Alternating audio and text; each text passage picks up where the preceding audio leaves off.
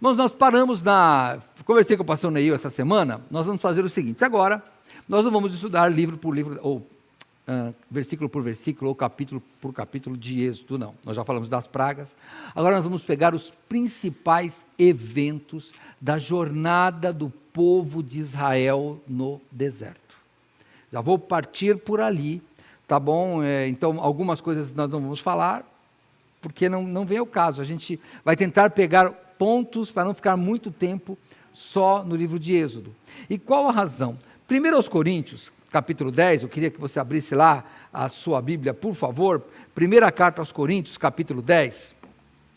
O apóstolo Paulo, o que ele diz no verso 1? Ora, irmãos, não quero que ignoreis que nossos pais estiveram todos debaixo da nuvem, todos passaram pelo mar, todos foram batizados em Moisés, na nuvem e no mar. Todos comeram de uma mesma comida espiritual. Todos beberam de uma mesma bebida espiritual, porque bebiam da pedra espiritual que os seguia, e a pedra era Cristo. E aí ele diz, eu vou mais para frente no verso 11, o apóstolo, no mesmo capítulo, ele diz assim, ora, todas estas coisas lhe sobrevieram como figuras, e estão escritas para aviso nosso, para quem já são chegados os fins dos séculos. Então o apóstolo Paulo amarra a história do Êxodo com a nossa jornada aqui. A terra prometida que eles buscavam é o nosso céu que estamos buscando. E tem várias conexões entre aquele caminho e a nossa vida. É o que nós vamos estudar hoje, começando pelo maná. Mas antes vamos orar. Senhor nosso Deus, muito obrigado, Pai, por esta manhã. Te peço que nos abençoe, Senhor, para que possamos, ó Pai, aprender a Tua palavra. O Senhor deixou escrito para nós, para que nós aprendêssemos. E eu te peço que possamos aprender, Senhor Deus. Que isso não seja apenas uma fonte de cultura, mas uma fonte de aprendizado bíblico e que nós possamos aplicar em nossas vidas, Senhor Deus. Eu te peço, Pai, em nome de Jesus. Amém. Vamos começar no maná. Então, vamos lá para Êxodo. Pode deixar aí no capítulo 16.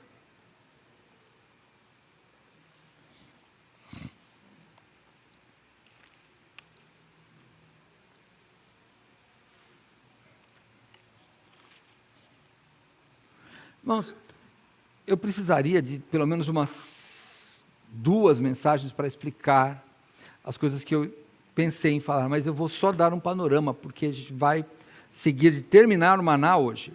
Mas vamos só lembrar, o povo sai lá, aí eles já começam a ter os problemas, quando eles ganham, e é uma coisa importante para você, só vou mencionar, quando eles saem lá, que nós lemos da última mensagem, que eles saem do mar, os egípcios morrem, a Bíblia diz que o povo creu no Senhor, e aí no capítulo 15, você tem o quê? Moisés cantando, e a gente vê que o cântico faz parte da nação. Quando você vê alguém cantando um hino, eles têm um hino, e esse cântico que Moisés faz, o povo adora com esse cântico, e aí, sabe que aqui na nossa igreja, o especialista em Apocalipse é o pastor Neil, e ele vai falar desse cântico lá na frente depois, cântico de Moisés lá em Apocalipse. Então, você nota que isso tem muita conexão com a nossa vida. Depois, eles passam por um lugar e falta água, então a água é amarga, por isso chama Mara. Deus fala para Moisés, corta um pedaço daquela árvore, joga uma árvore larga, fica doce, isso acontece. E aí eles vão aprendendo o quê? Eles vão aprendendo que a liberdade não eliminou a dificuldade. É por isso que, eu me converti e eu continuo sofrendo. Bem-vindo. É assim. A liberdade continua, a dificuldade é a mesma. A diferença é que agora você vai estar, o Senhor Deus estará contigo na liberdade e vai te caminhar junto com você e vai te livrar. Mas as dificuldades são as mesmas, vão ter. Então, começando com o maná. Aí o povo reclama de água, vem Mara. Depois, o que eles reclamam de pão? E olha o que eles fazem. Capítulo 16, como eu disse, verso 1. E partindo de Elim, né, onde tinha água, toda a congregação dos filhos de Israel veio ao deserto de Sim, que está entre Elim e Sinai. E aos 15 dias do mês segundo, depois de sua saída do Egito, e toda a congregação dos filhos de Israel murmurou contra Moisés e contra Arão no deserto. E os filhos de Israel disseram-lhes: quem dera tivéssemos morrido por mão do Senhor na terra do Egito, quando estávamos sentados junto às panelas de carne, quando comíamos pão até fartar, porque nos tendes trazido a este deserto para matardes de fome toda esta multidão. Então disse o Senhor a Moisés: eis que vos farei chover pão dos céus, e o povo sairá e colherá diariamente a porção para cada dia, para que eu o prove se anda em minha lei ou não. E aí vamos pensar, nós estávamos agora rindo das crianças lá, irmão, como é que é? Vamos levar aquelas 35 crianças no ônibus, na ida vai ter aquela, não é profecia, hein, é que pode acontecer, de falar: tia, já está na hora do lanche? Aí você fala: não, nós não chegamos lá ainda. 15 dias do segundo mês, eles estavam um mês viajando. E sabe o que eles falam? Eles já falam: queremos voltar. E como eles lembram das coisas boas do passado. Não, passado não é bom. Se o passado fosse bom, Deus faria ele perpetuar e não ter presente. A gente fala que o passado é bom porque agora a dor não é mais. Eu comentava com um casal recentemente, que falava: não, o passado é bom. Eu falava: olha, eu e Mariana, quando a gente namorava, era bom. Só que era final da década de 70, ditadura. A Mariana trabalhava na Praça Patriarca. Irmão, tinha greve de bancário. Aí ia buscar a Mariana e a polícia batendo em todo mundo, jogando água. A gente saía escondido da água, porque pegava aquelas mangueiras e jogava. Era a greve dos bancários. Toda vez batia, tinha polícia, cavalaria. Aí fala: bons tempos daquele. Irmão, bom tempo que passou, né?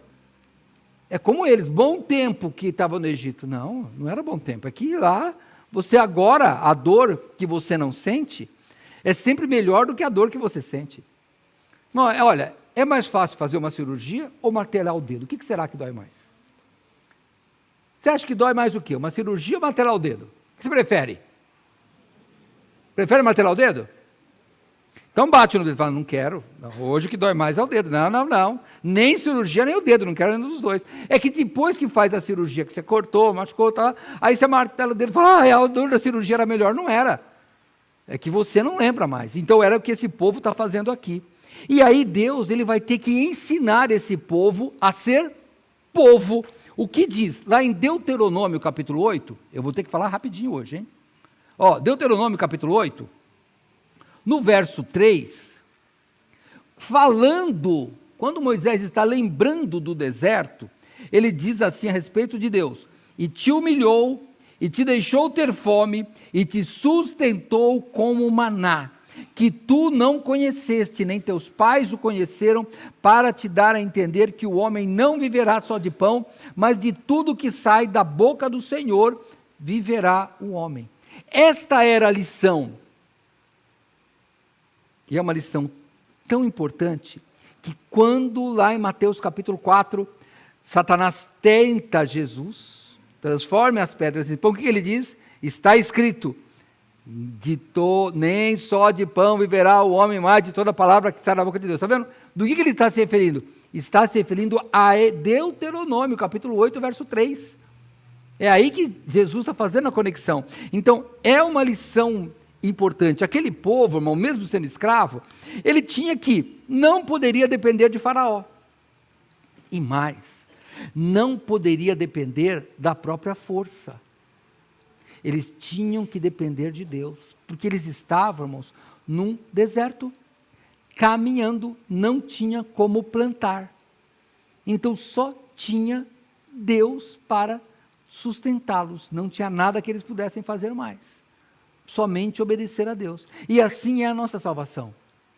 Jesus não é o pão do céu, que nós vamos falar mais um pouco, que ele vai daqui um pouco para frente, mas ele é o pão do céu, então nós só dependemos dele. Não adianta plantar as boas obras, não tem como plantar, porque só depende de Deus. Era isso que acontecia.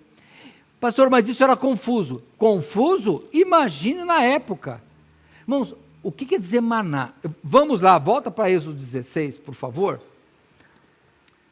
No verso 14, diz assim: e quando o orvalho se levantou, eis que sobre a face do deserto estava uma coisa miúda, redonda, miúda como a geada sobre a terra. E vendo os filhos de Israel, disseram uns aos outros: que é isto? Porque não sabiam o que era. Disse-lhe, pois, Moisés: este é o pão que o Senhor vos deu para comer. Irmãos, a grande maioria dos intérpretes acha que é isso? A tradução é maná. Então, que é isso? Dá um pouco de que é isso? Então, era isso mais ou menos, tá? Tem alguns, agora que sempre tem aquela corrente dos críticos que diz que não é bem assim, podia vir do aramaico, do hebraico, mas enfim, irmãos, a Bíblia mesmo está dizendo, era isso, a única fonte que tem. Maná é que é isso. Então, não tinha nome aquilo, irmãos. E como é que funcionava isso? Quer ver? Olha, vamos lá para Números, capítulo 11, versículo 8, vamos ver o gosto que tinha aqui. 11:8. Espalhava-se o povo e o colhia, falando do maná, em moinhos o moinha, ou num grau o pisava e em panelas o cozia, e dele fazia bolos, e seu sabor era como o sabor de azeite fresco. Em algum lugar diz que também tinha gosto de bolo de mel. E aí, essa semana, falando com a Mariana sobre isso, olha que interessante, ela falou assim: olha, eu acho que cada pessoa comia e sentia um gosto. Aí, falei assim, não é, mas, como todo marido que manda na casa, deixa eu escutar a mulher, né? Fui pesquisar, pastor, não é que tem uma corrente de rabino que acha que era isso mesmo? Mariana, você está certa, se você é judia, eu nem sabia. Irmão, tem uma corrente de estudiosos rabinos que eles acham que a pessoa comia e sentia o gosto daquilo que ela desejava. Não tem base nenhuma, mas boa novela para vocês, estão me ajudando, cheio de coautores aí, pode ser, já pensou? Até que seria bom, né? Quero um sorvete, dá um maná aqui, sorvete, olha que legal, quero um bolo, já pensou? E sem colesterol, isso é uma maravilha, né? Isso é maravilha, maná, olha aqui, por enquanto não, vai aplicando as canetas aí para fazer a caneta maná, não tem gosto de nada e tem que ficar bom, achar que está tudo gostoso, é assim que funciona, mas vamos lá. O que é que Deus está mostrando aqui? Deus podia ter colocado esse povo numa região agrícola, mas a promessa era a terra que mana leite e mel, a terra que tem as maravilhas, essa é a ideia, a terra que produz bons frutos, é lá, mas no deserto, mas na caminhada, Deus deixou no deserto. Voltando a Coríntios, nós temos que aprender, aqui, irmãos, nossa caminhada é semelhante ao deserto, vamos ter os problemas, na dependência de Deus, mas no final, chegaremos na terra prometida, que é o céu, que o Senhor Jesus disse, lá em João 14, que Ele prepararia para nós. É para lá que nós estamos indo. Irmãos, quando nós nos apegamos às coisas deste mundo, a gente para de olhar para lá. Pensa bem, não ame mais o caminho do que o destino. Não ame, porque em alguns lugares, a gente faz assim. Está com uma cárie e vai no dentista, a gente ama mais o caminho, porque a gente tem medo de chegar lá. A gente não quer chegar lá, né? Dentista, você fica na fila, aí a pessoa chama você não quer ir na minha frente? Você vai passando as pessoas na frente que você não quer chegar na cadeira do dentista, porque dói. Mas nós não perca isso. Meu irmão, se você, meu irmão, minha irmã, se você está focado neste mundo, tome cuidado, porque neste mundo é o caminho ainda no deserto, na jornada, não é a terra prometida. Aqui você vai ter diferença, não perca o foco. Quando você perde o foco, sabe o que acontece?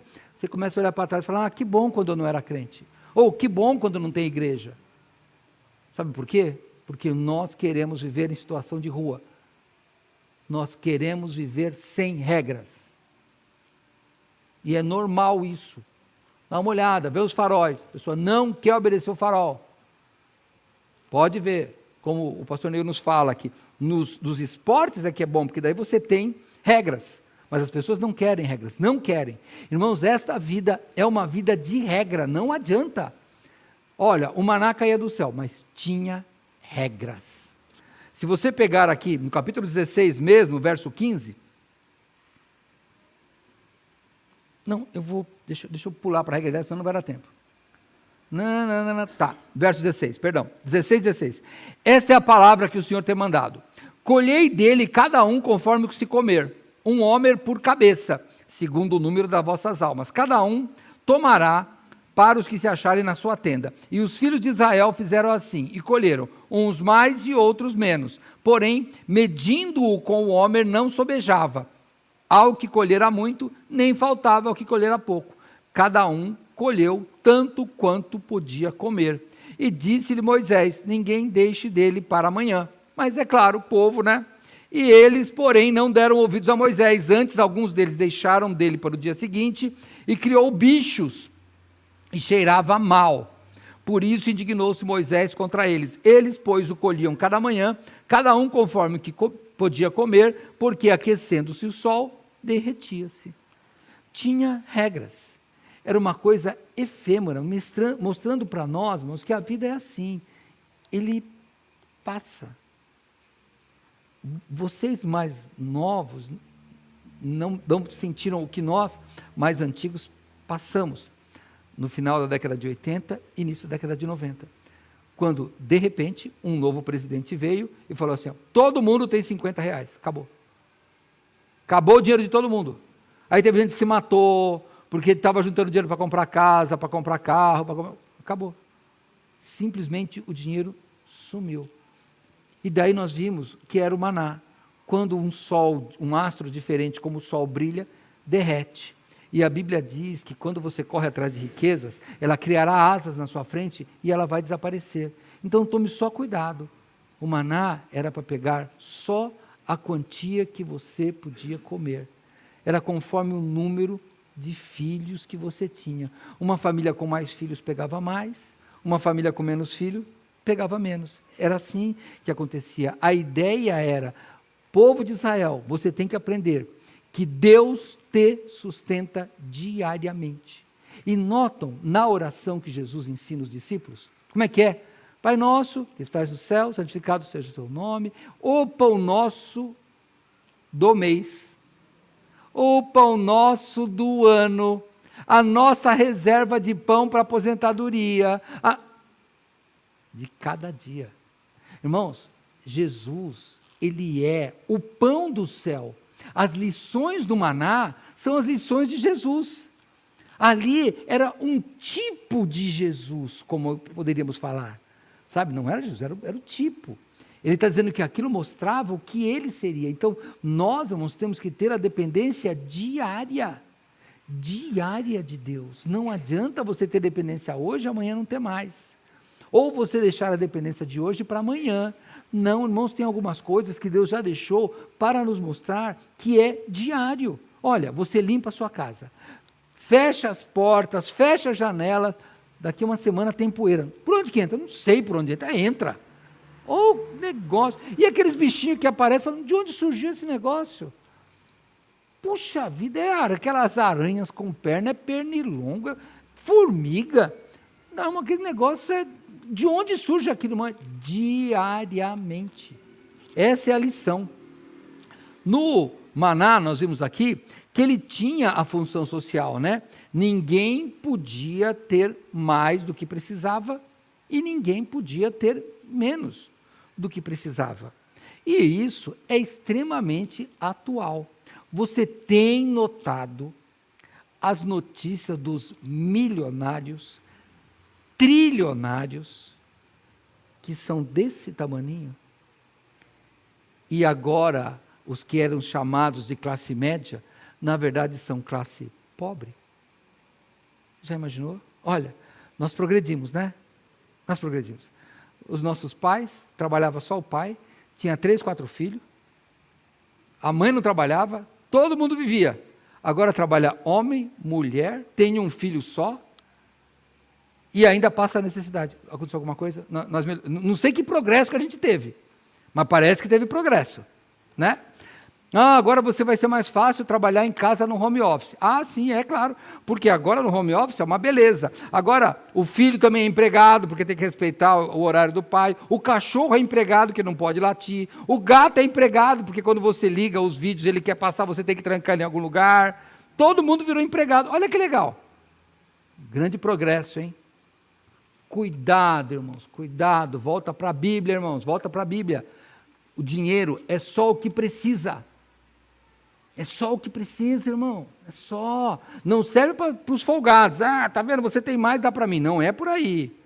É para a gente dividir a riqueza de forma que ninguém passe necessidade. Quando o apóstolo Paulo, e olha a aplicação, irmãos, a aplicação do maná é em toda a Bíblia, hein? Não vai dar tempo. Deixa eu ver, não vai dar tempo, mas olha, maná é citado em Salmos, maná é citado lá no livro de Neemias, maná é citado lá em Apocalipse.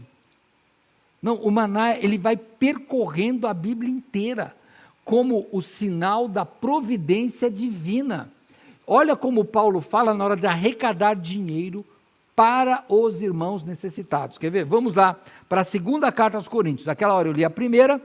Vamos ler agora a segunda carta aos Coríntios, no capítulo 8, falando das ofertas. Segunda carta aos Coríntios, capítulo 8.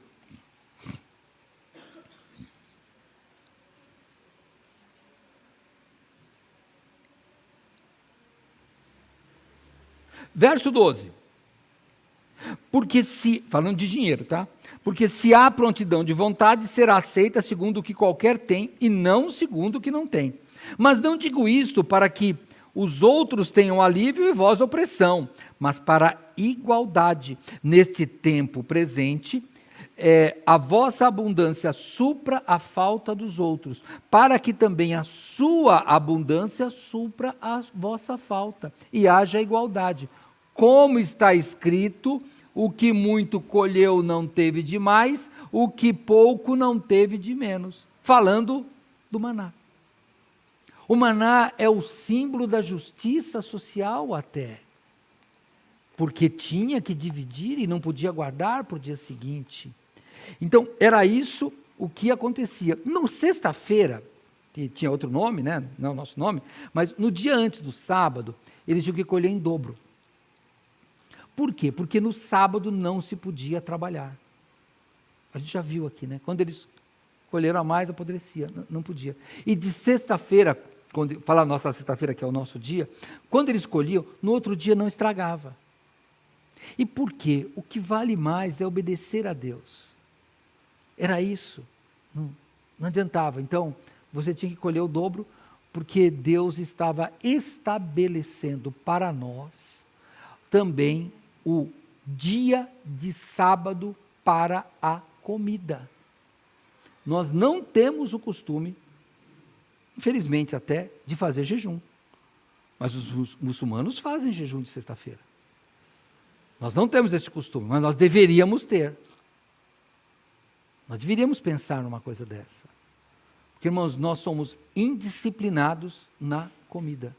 Totalmente disciplinados, totalmente. Irmãos, pense, há pouco mais de 100 anos, o mundo passava fome.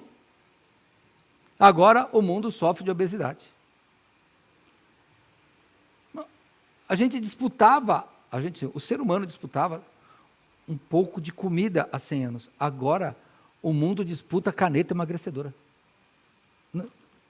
Tem alguma coisa que não bate? É porque nós não somos disciplinados. Essa é a ideia. E o Senhor Deus faz a coisa com ordem e decência. Não faz parte da disciplina. Até o comer. O que diz lá em Provérbios? Você vai comer na casa de alguém que tem dinheiro, põe uma faca no teu pescoço, vai devagar lá. Vai devagar. Sabe, olha, vai numa festa aí qualquer, irmão, que você não seja aquele guloso que come antes de todo mundo e come 3, 4... Não é assim. Você tem que dar exemplo até na sua disciplina alimentar, porque Deus nos mostrou isso. Tinha disciplina alimentar. Tem que pensar nisso. E aí, Como eu disse, vamos ver o maná mencionado no livro de Salmos. Tem outros salmos, mas eu vou pegar o 78, porque o meu tempo tá que vai só correndo aquilo. Eu quero terminar, ou antes desse sinal ainda, porque eu não quero passar aí o maná aqui, ó. Salmo 78, no verso 21, deixa eu achar aqui. 78, 21. Portanto, o Senhor os ouviu, falando do povo no deserto, tá? E se indignou e acendeu um fogo contra Jacó, e o furor também subiu contra Israel, porquanto não creram em Deus, nem confiaram na sua salvação, ainda que mandara nuvens e abriu as portas do céu, e chovera sobre eles o maná para comerem, e ele lhe dera o trigo do céu. O homem comeu o pão dos anjos, ele lhes mandou comida a fartar.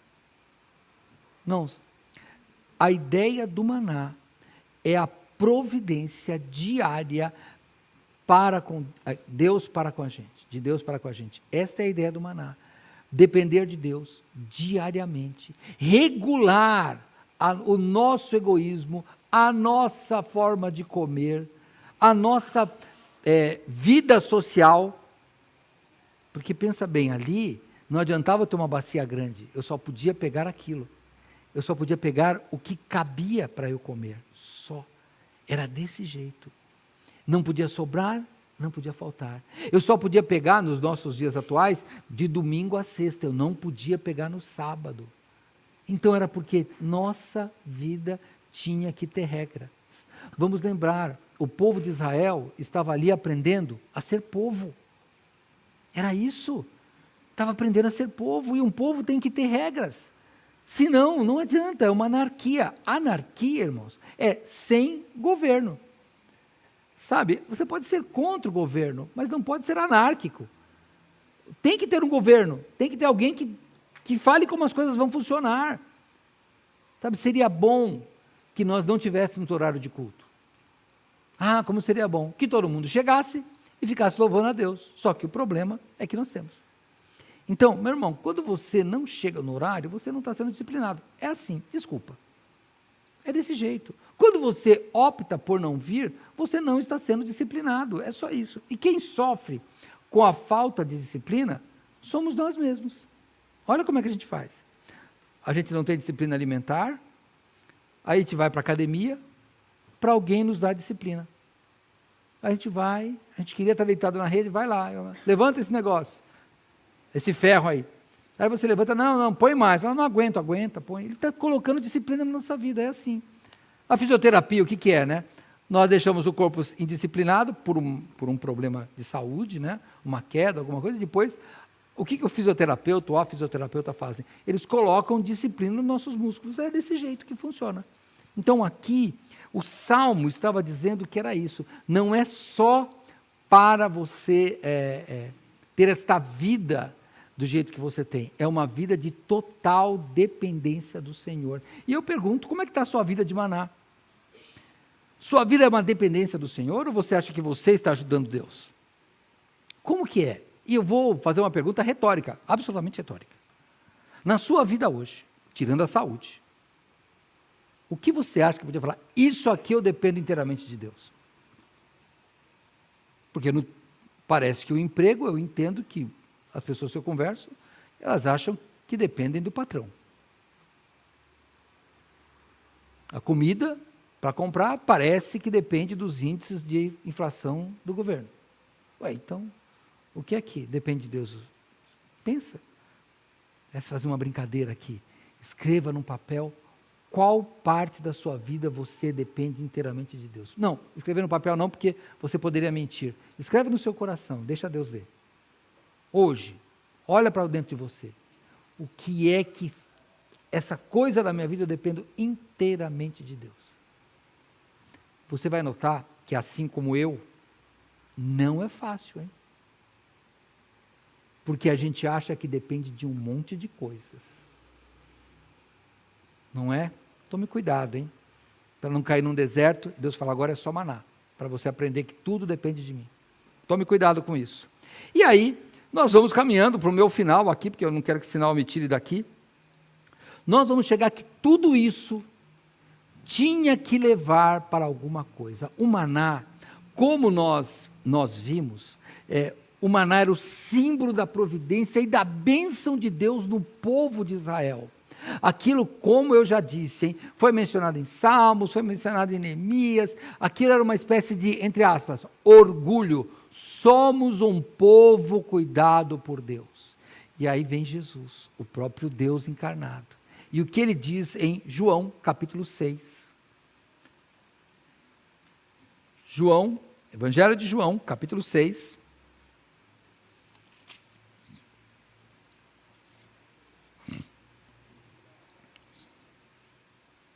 No verso 30, eles perguntam,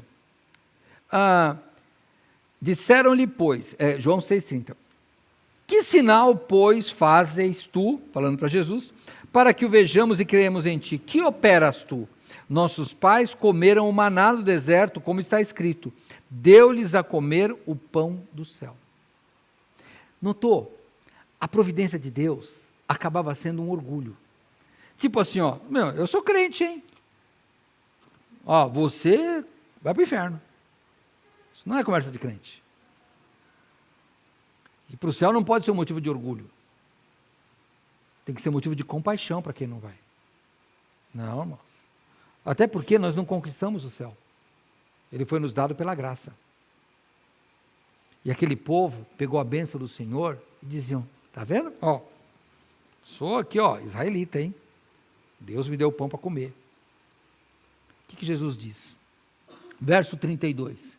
Disse-lhes, pois, Jesus, na verdade vos digo que Moisés vos deu o pão do céu, mas meu Pai vos dá o verdadeiro pão do céu. Porque o pão de Deus é aquele que desce do céu e dá vida ao mundo. Disseram-lhe, pois, Senhor, dá-nos sempre deste pão. Jesus lhes disse, eu sou o pão da vida. Aquele que vem a mim não terá fome. E quem crê em mim nunca terá sede.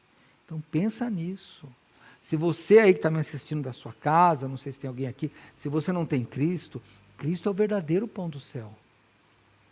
Ele é o que Deus nos deu. Deus amou o mundo, que deu o seu Filho. Ele desceu o verdadeiro pão do céu, que é o Senhor Jesus Cristo. E se você não tem, meu amigo, não tem jeito. O orgulho não basta. Sabe o que Jesus fala para esse povo depois? Ele fala, capítulo 6, vamos lá comigo no verso 58.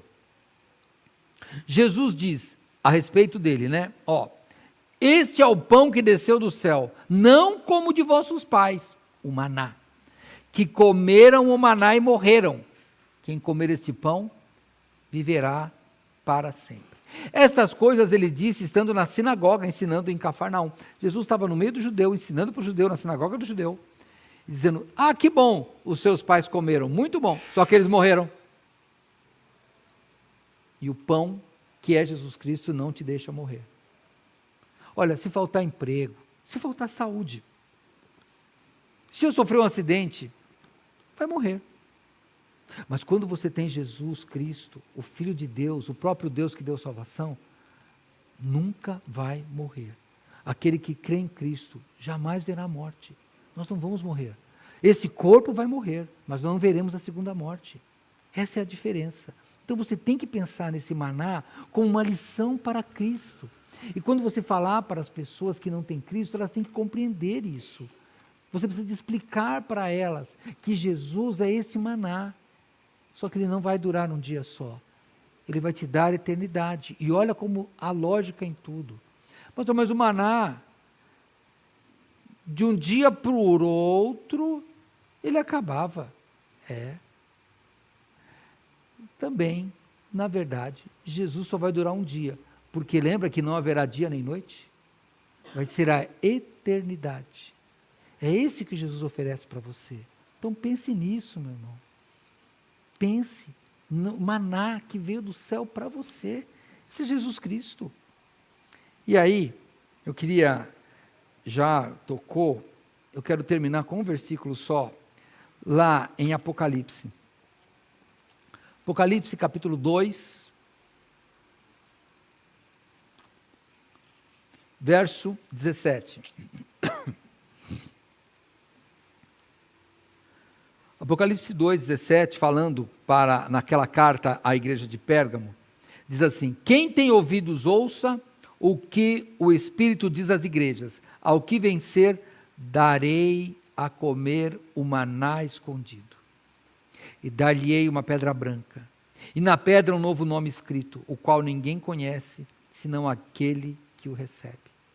O maná escondido. Irmãos, é claro, você não vai comer o maná lá, eu acho que não é isso não, é uma linguagem, né? Mas é a provisão do Senhor. Cristo Jesus, Ele vai nos satisfazer, Ele já devia nos satisfazer. Vamos voltar, irmãos, a ser o crente raiz, o crente que a gente vê aí, crente que faz as coisas que o mundo determina que ele faça. Não, nós não somos desse mundo, tem coisas que não cabem para a gente, simplesmente não cabem. Nós temos que fazer a vontade do Senhor. Quando nós tomamos decisão fora da vontade do Senhor, o nosso maná cria bicho. E aí quando o nosso casamento está fora do caminho do Senhor, ele cria bicho, o nosso emprego cria bicho, o nosso dinheiro se corrói. Tem que usar dentro da vontade do Senhor. Esse é o maná escondido, é a provisão que Deus nos deu. Lembra? Agora você é uma nova criatura, até um novo nome. Você agora é uma nova criatura, tem uma outra comida. E a comida é o maná. E qual é o maná do crente? O maná do crente é o maná que Jesus Cristo falou que era. Nossa comida é fazer a vontade do Pai. Não é isso que Cristo falou? Nós não somos imitadores de Cristo?